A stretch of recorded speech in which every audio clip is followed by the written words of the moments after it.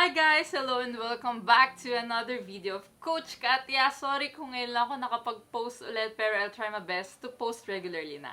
Okay, so ngayon, let's talk about something na iniiwas-iwasan natin pag-usapan. Something na related ngayong bare months na eating season, which is ang ating weight or body weight or ang ating timbang. Alam natin ngayong quarantine, ang dami nag-gain ng weight dahil ang baba ng physical activity level and kain ng kain lang tayo. And isa ko doon sa mga nag-gain ng weight.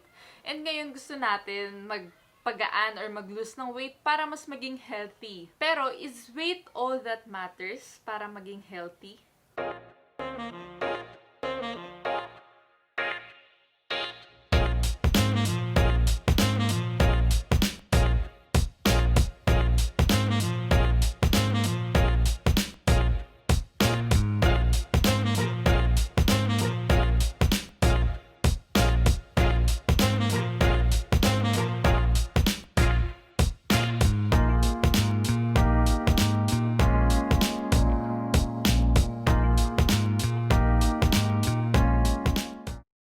When people want to get fit and healthy, they only check their BMIs or yung weight to height ratio nila or yung normal weight for their height. The World Health Organization suggests that the BMI of an individual should only range from 18.5 to 24.9, and for Asians, 18.5 to 22.9.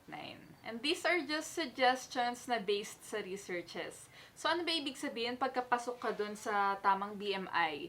Ibig sabihin nun, lesser yung risk for metabolic diseases or yung mga acquired na diseases such as diabetes and heart diseases. Pag lumagpas ka na sa ratio na binigay ng World Health Organization, is pwede ka na makonsider as overweight or obese. Although, kung pag-uusapan ay researches, mataas talagang evidence na kapag overweight ka or lumampas ka sa BMI mo, ay mas at risk ka for certain diseases na kagaya na sinabi ko kanina. Pero, let me give you an interesting scenario. Let's say, Heidelin Diaz. Her height is 5'2" or 1.58 meters and she weighs 58 kilograms. Pag kinompute yun, ang BMI niya is 23.2, which is overweight for Asians. Next naman, I asked my dad to name one American football player and he gave me Shannon Sharp. I researched about Shannon Sharp and looked for his height and weight and found out that his BMI is 29. Overweight na siya sa suggested BMI ng World Health Organization and onti na lang obese na siya. Now, what I'm trying to say is hindi lang laging weight ang basehan for a person's health and fitness level. Kasi yung mga binigay ko kaninang mga tao, they are class overweight pero no doubt mas healthy pa sila and mas fit pa sila sa karamihan. Hindi pwedeng sole basis lang ang weight ng isang tao para masabi mong siya ay healthy or not. Baka yung iba nga pasok yung kanilang weight for their height or normal yung BMI nila, pero pagka pinatakbo mo, ang bilis hingalin, or pag pinaglakad mo lang, ang bilis na hingalin, or di naman kaya ang taas ng body fat nila, or mataas yung mga cholesterol levels, or madami pang sakit. And ando dun siya sa normal na weight. So don't judge a person's health by her weight.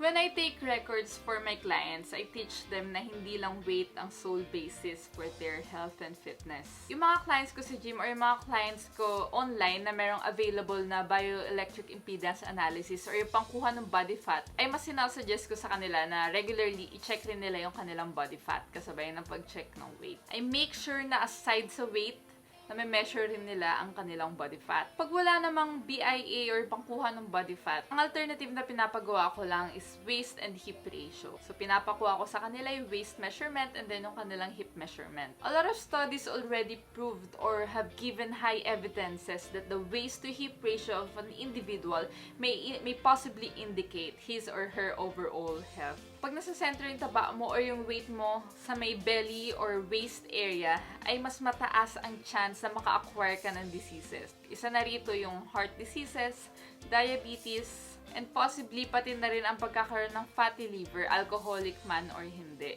Kaya when you're wanting to get into a fitter body, aside from getting your weight, make sure to get the tape measure and measure also your waist and your hips. Ngayon, papaintindi ko muna maigi kung bakit may importansya rin ba ang hip and waist ratio. Magbibigay ako ng scenario ulit ni Coach Katya 1 and then ni Coach Katya 2. Si Coach Katya 1 ay 61 kilograms pero 31 inches ang kanyang waist. And then si Coach Katya 2 naman ay 61 kilograms din. Pero 27 inches lang ang kanyang waist. Assuming na pareho sila ng genes, pareho sila ng fat distribution sa katawan, pareho sila ng lifestyle and everything, aside lang sa body composition nila. Si Coach Katya 2 ay may mas onting body fat and mas maraming lean muscle mass. Dahil magkaibang density ng fat mass and ng muscle mass. Less dense ang fat, meaning mas nagtitake up siya ng space dahil mas kalat yung molecules niya. May nakikita na ako noon na comparison sa internet ng 1 pound of fat and then 1 pound of muscle mass na ipa-flash ko mamaya sa screen. So I hope that explains kung bakit si Coach Katya 1 na 61 kilograms at 31 inches ang kanyang waist circumference ay mas mataas yung body fat. And then si Coach Katya 2 na 61 kilograms din and 27 inches lang yung kanyang waist circumference ay may mas mababang body fat. Simply because na yung taba, mas malaki yung nasasagap niyang space. And then yung lean muscle mass, mas maliit yung nasasagap niyang space even though same lang sila ng weight. So once again, hindi pwedeng sole basis lang ng isang tao ang kanyang weight para ma-identify ang kanyang health and fitness level. Take note, body composition pa lang yan. And there are 5 components of health. Una, yan, yung body composition and size which I discussed. And then next naman is the cardiovascular endurance. Third is the muscle strength. Fourth is the muscular endurance. And then fifth is flexibility. Tama. Even flexibility component to identify someone's health. Maybe I'll talk more about other health components on my next vlogs. So that's it for today's video. Sana may na-share ulit ako sa inyo something na informative and makakatulong lalo na doon sa mga gustong mag-lose ng weight or sa mga gustong magpapayat. So please give me a thumbs up for this video, and if you haven't subscribed yet to my channel, please click the subscribe button and also the notification bell button so you'll get notified whenever I post a new video. Please also follow me on my social media accounts, which I will all list down on the description box below. And if you have any questions or any suggestions or any video suggestions, please let me know on the comment sections down below.